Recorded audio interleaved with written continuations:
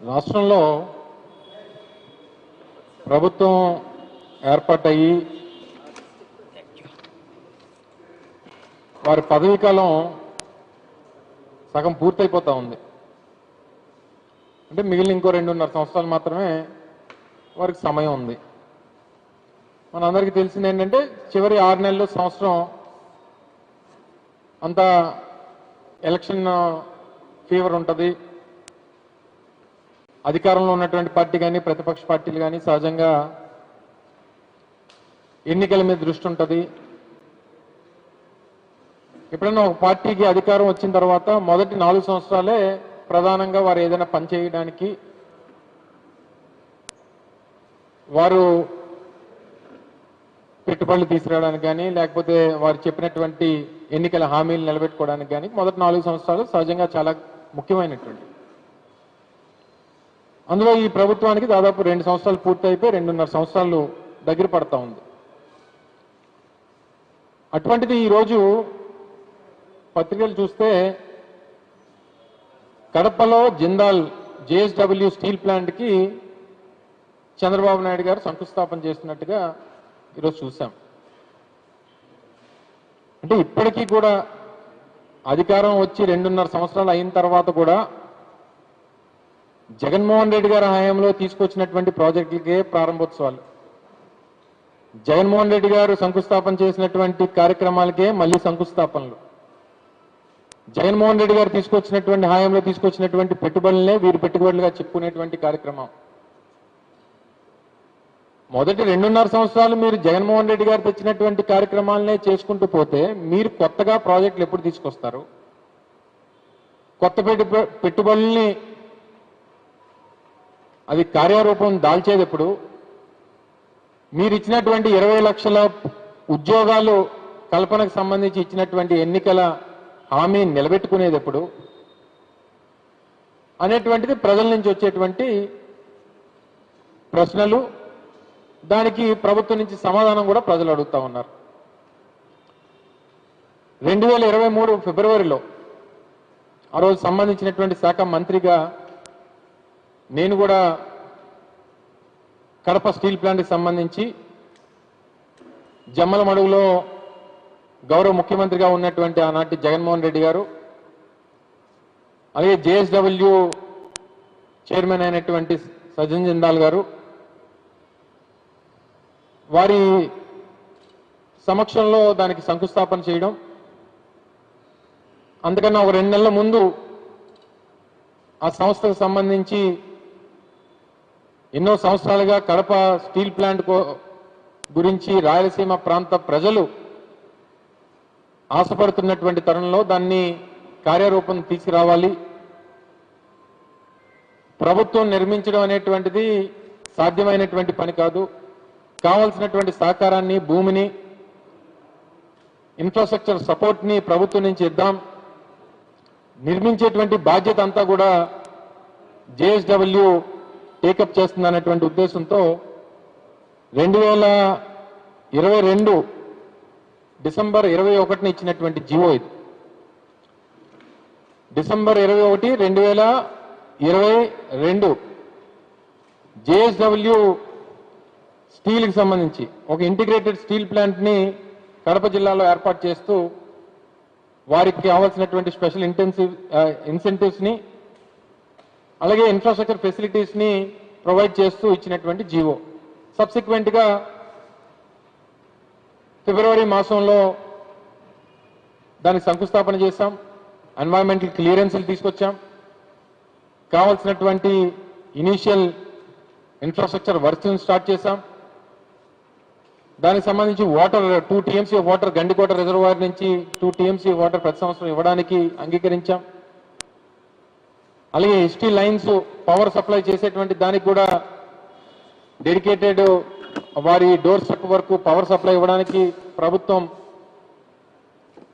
YSRCL అని చెప్పి ఆ రోజు రాజశేఖర రెడ్డి గారి పేరిట Kadapa steel plant corporation limited అనేటువంటి ఒక సంస్థను కూడా ఏర్పాటు చేశాం. అలాగే హైవేకి అక్కడ ఉన్నటువంటి నేషనల్ హైవే 67కి రోడ్ కనెక్టివిటీని కూడా చేసి ఇస్తామని చెప్పి వారికి ప్రామిస్ చేశాం. రైల్వే కనెక్టివిటీని కూడా ప్లాంట్ వరకు అందిస్తామని చెప్పి వారికి హామీ ఇవ్వడం, ఇవన్నీ కూడా జరిగిపోయినాయి.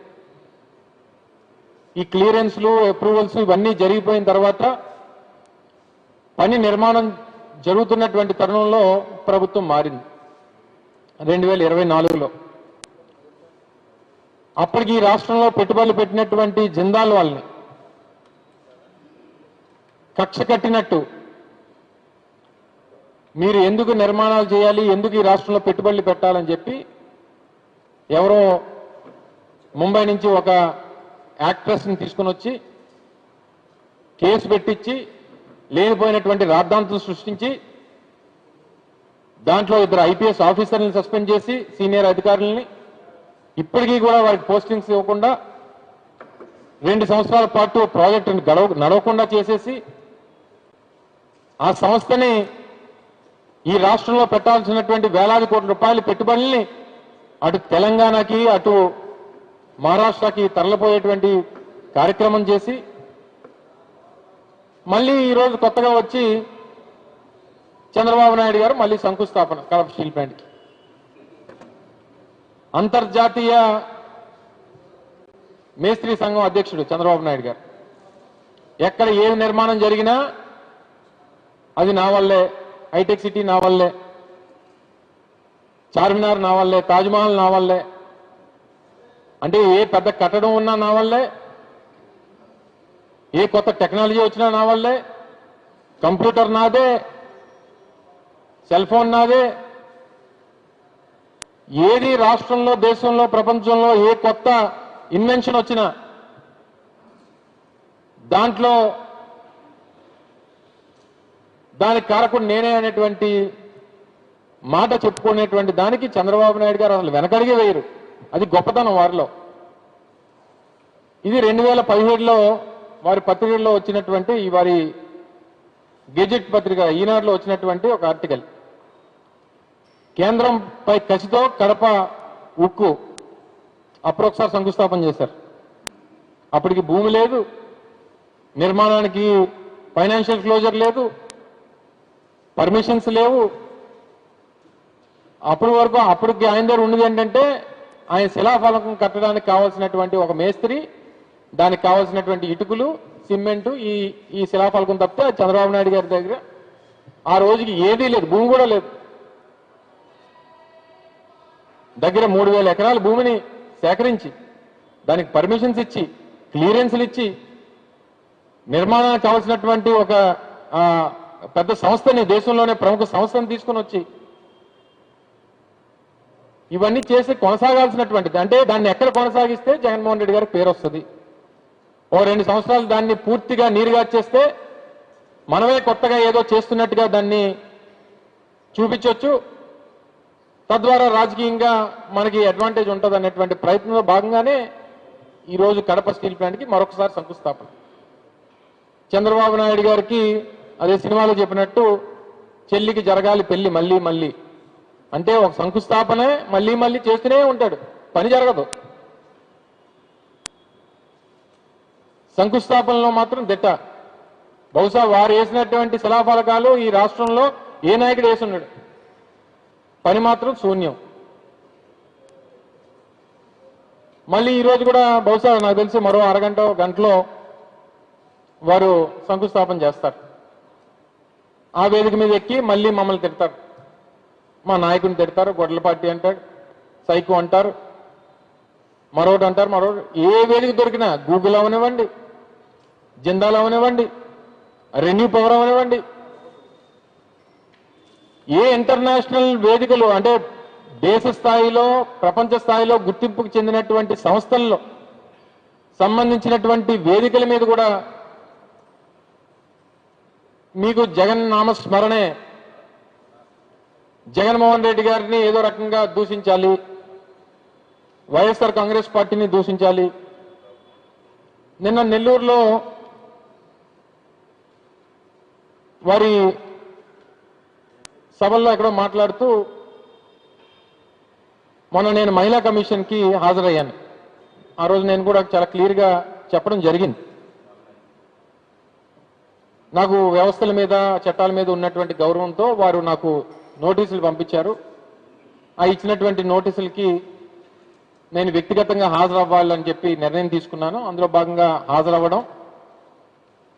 హాజరయ్యి వారు అడిగినటువంటి కొన్ని ప్రశ్నలకి సమాధానాలు చెప్పాను. ఏం చెప్పానో కూడా ఆ రోజు పత్రికా సమావేశంలో వెల్లడించాను. చాలా గౌరవంగా నాకు వ్యవస్థల మీద ఉన్నటువంటి గౌరవంతో సమాధానాలు ఇవ్వడం జరిగింది. రిటర్న్ రిప్లై కూడా వారు ఏదో సెక్షన్స్ ప్రకారం రిటర్న్ రిప్లై అడిగితే రిటర్న్ రిప్లై కూడా ఇవ్వడం జరిగింది. బయటకు వచ్చి కూడా చాలా చెప్పాను. నేను ఏదైతే మాట్లాడానో దానికి కట్టుబడి ఉన్నాను. అది ఒక పొలిటికల్ కామెంట్, పొలిటికల్ సెటైరు, ఒక వ్యక్తిని చేసినటువంటి వ్యాఖ్య, రాజకీయ వ్యాఖ్య. ఇది మహిళా లోకం మీద చేసినటువంటిది కాదు. నేను ఏ ఉద్దేశంతో ఆ మాటలు మాట్లాడానో కూడా చాలా క్లియర్గా వివరించాను. మరి ముఖ్యమంత్రి గారికి ఏం అర్థమైందో, మరి నా భాష నేను తెలుగులోనే మాట్లాడాను ఆ రోజు. మరి వారికి ఏం అర్థమైందో తెలియదు. కానీ ముఖ్యమంత్రి గారి స్థాయిలో ఉన్నటువంటి వ్యక్తి, అంటే ఒక రాజ్యాంగబద్ధంలో రాష్ట్రంలో హైయెస్ట్ పొజిషన్లో ఉన్నటువంటి వ్యక్తి నన్ను ఉద్దేశిస్తూ, నేను మహిళా కమిషన్కి వెళ్ళి వచ్చిన తర్వాత నాకు ఇష్టం వచ్చినట్టు మాట్లాడతాను, నువ్వెవరు నన్ను అడగడానికి అని చెప్పి నేను మహిళా కమిషన్తో అన్నానంట. నా ఇష్టం, నేను ఎలాగే మాట్లాడతానని చెప్పి నేను మహిళా కమిషన్తో అన్నట్టు వారు ఈ ప్రసంగంలో చెప్పారు. చెప్తూ ఏమన్నారు, ఆ సైకో తాలూకా ప్రోత్సాహం ఉంది, అందుకని వీరు ఇలా మాట్లాడుతున్నారు అని చెప్పి ఆయన మా నాయకుడిని ఉద్దేశిస్తూ కూడా ఓ విమర్శ చేశారు.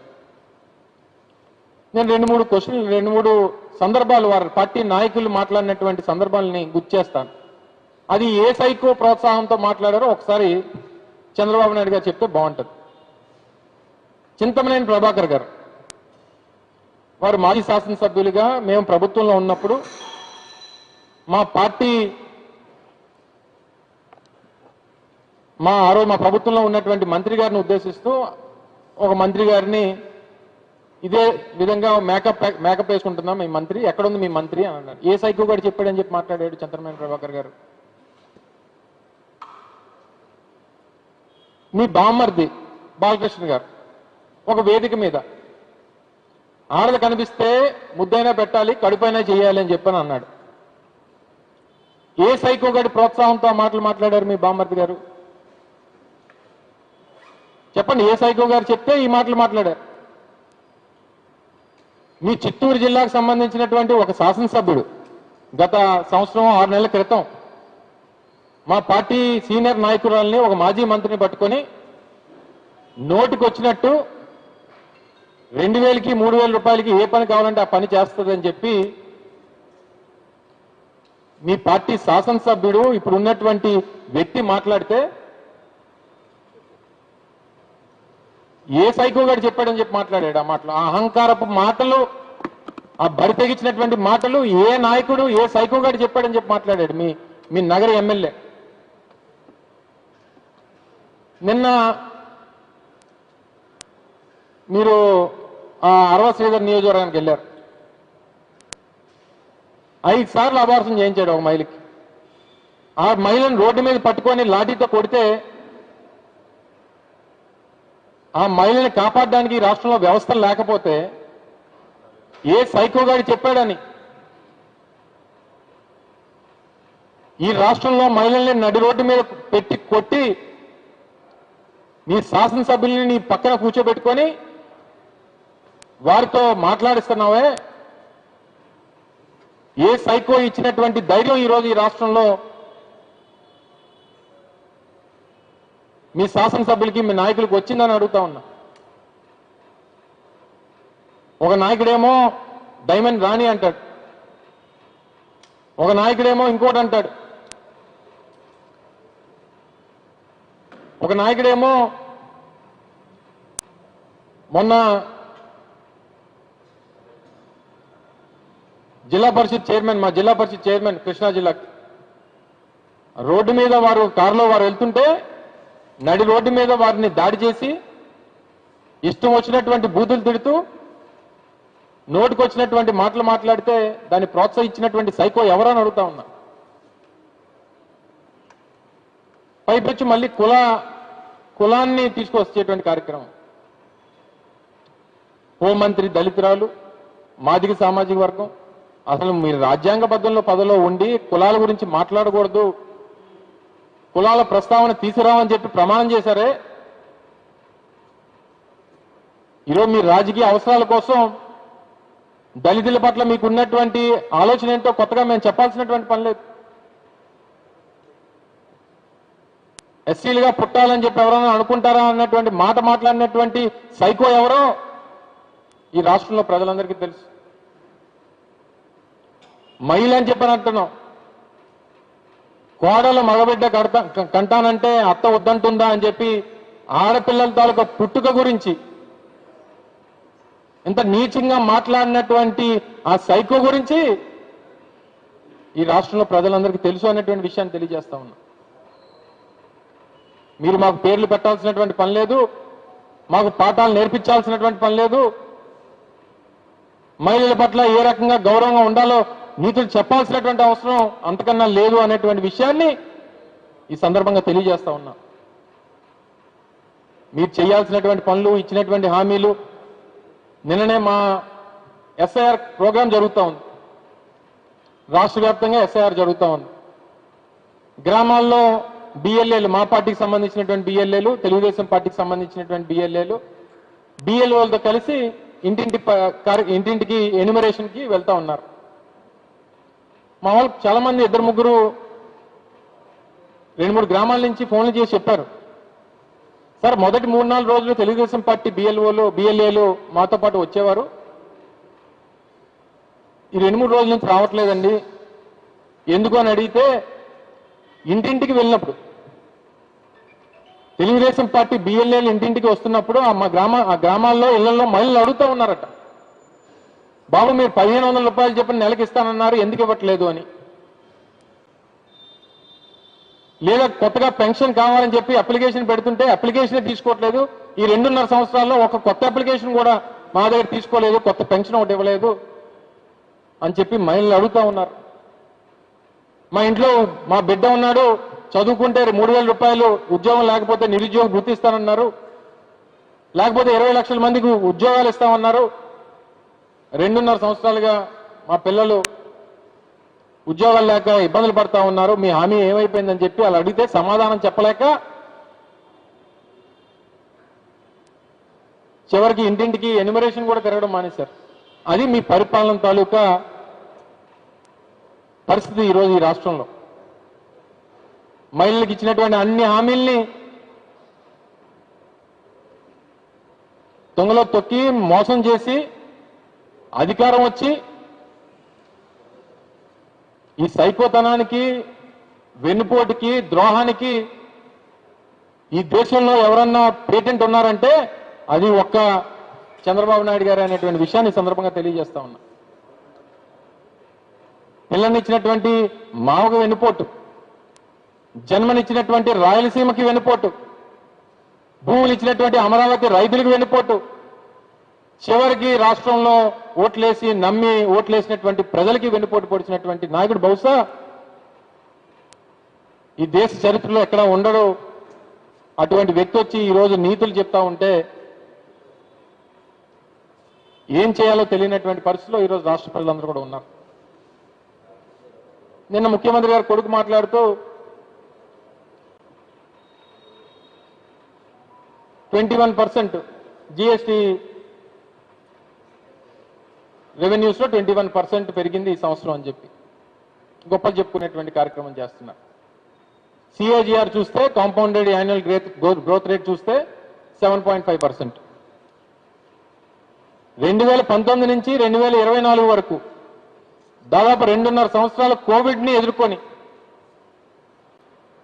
జగన్మోహన్ రెడ్డి గారి హయాంలో మా పర్సంటేజ్ సిఏజిఆర్ ఆల్మోస్ట్ 8.4 నుంచి 8.5%. 2024-25 మీరు జిఎస్టీ రెవెన్యూ చూస్తే -7%. ఇప్పుడు 2025-26 వచ్చేసరికి +21 ఉంది. చాలా గణనీయంగా పెరిగిపోయిందని చెప్పి గొప్పలు చెప్పుకునేటువంటి కార్యక్రమం చేస్తున్నారు. ఫస్ట్ హాఫ్లో మొదటి సంవత్సరంలో వచ్చినటువంటి మార్కులు చూస్తే మైనస్ మార్కులు వచ్చినప్పుడు ఇప్పుడు ఎక్కువగానే కనిపిస్తాయి. దానికి ఏదో ఘనత సాధించినట్టుగా గొప్ప చెప్పుకునేటువంటి కార్యక్రమం ఆ నెంబర్లు చూపించి ముఖ్యమంత్రి గారు కొడుకు చెప్తా ఉన్నారు.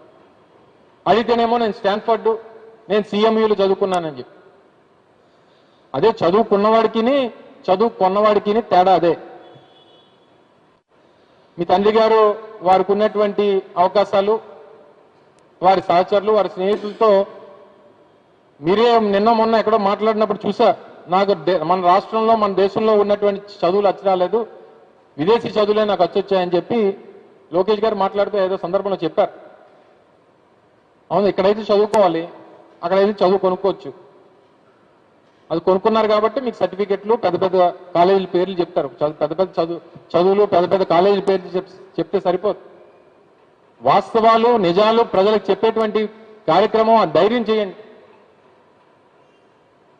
ఇప్పటికన్నా రాజకీయాలు మానుకొని, కుల రాజకీయాలు మానుకొని ఉన్నటువంటి మిగిలినటువంటి 2.5 సంవత్సరాలు పరిపాలన మీద ఇచ్చినటువంటి హామీల మీద శ్రద్ధ పెట్టాలని, కొత్త సంస్థల్ని రూపాయికో 10 రూపాయికో భూములు ఇచ్చి ఏదో మీ ఘనతగా చెప్పుకునేటువంటి కార్యక్రమాలు మానేసి, అలా దోచిపెట్టడం మానేసి కొత్త సంస్థల్ని రాష్ట్రానికి రప్పించేటువంటి దానికి కృషి చేయమని, తద్వారా ఈ రాష్ట్రంలో యువతకు ఉపాధి కల్పించేటువంటి దానికి ప్రయత్నం చేయమని, జగన్మోహన్ రెడ్డి గారు తీసుకొచ్చినటువంటి స్టీల్ ప్లాంట్ని, స్థాపించినటువంటి స్టీల్ ప్లాంట్ని, అన్ని అప్రూవల్స్ తీసుకొచ్చినటువంటి స్టీల్ ప్లాంట్ని 2 సంవత్సరాలు పూర్తిగా వారిని ఇబ్బంది పెట్టి 2 సంవత్సరాలు అయిపోయిన తర్వాత ఈరోజు శంకుస్థాపన చేస్తూ ఏదో మీ ఘనతగా చెప్పుకునేటువంటి దాన్ని మరొకసారి క్రెడిట్ చోరీకి పాల్పడేటువంటి కార్యక్రమాలు మానుకోమని చెప్పి ఈ సందర్భంగా మీ ద్వారా కోరుతా ఉన్నా. Thank you.